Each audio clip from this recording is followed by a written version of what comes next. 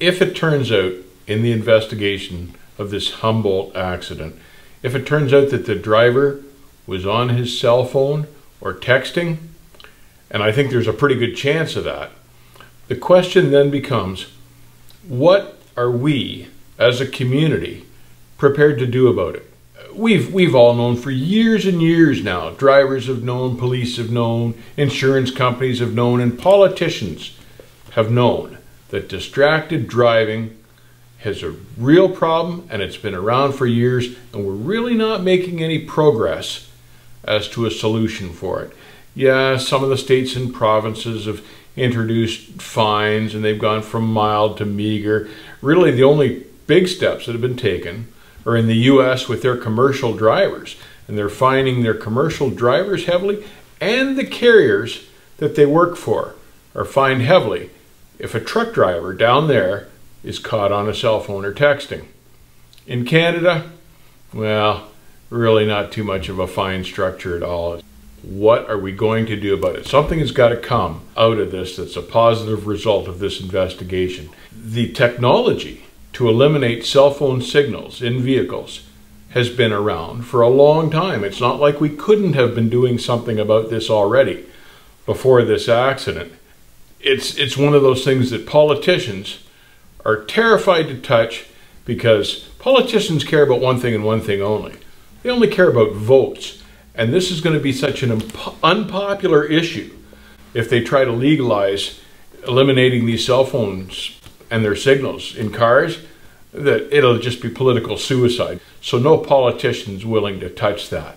The question is, have we become then a society that's so spoiled and so used to convenience that we're willing to sacrifice people's lives for the sake of convenience, for the sake of being able to get on the cell phone?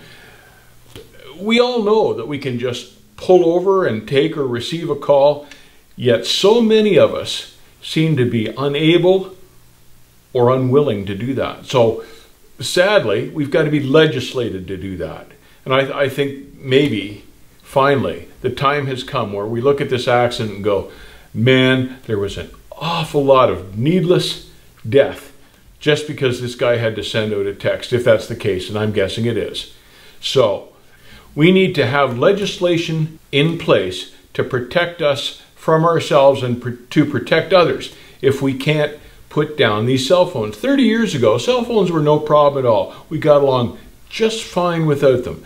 And now we've become a society that is so reliant on cell phones that we just can't put them down. And it's costing lives. And it's not just costing lives in Humboldt. It's costing lives across North America, and it's costing lives in Europe too, and England now.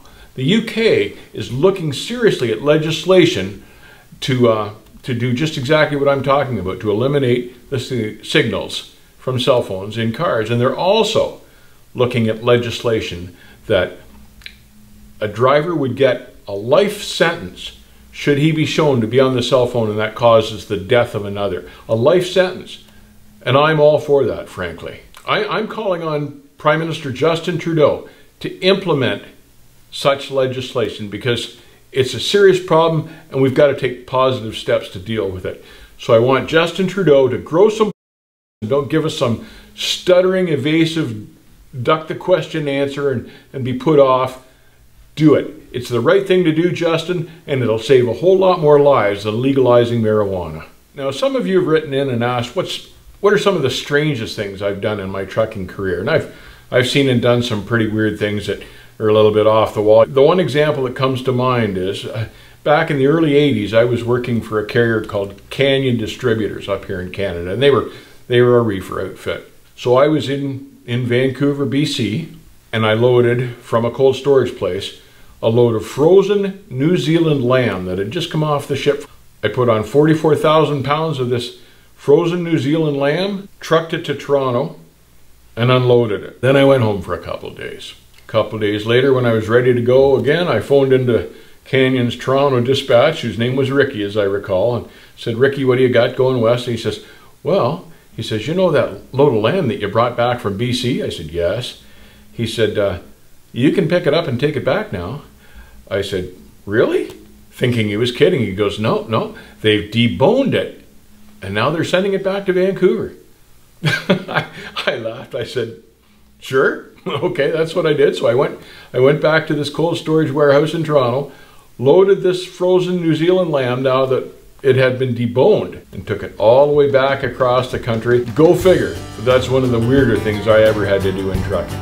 Till the next time, drivers, hopefully you won't get a weird load like that. Drivers are going to take this call. Take care, and I'll see you on the backhaul.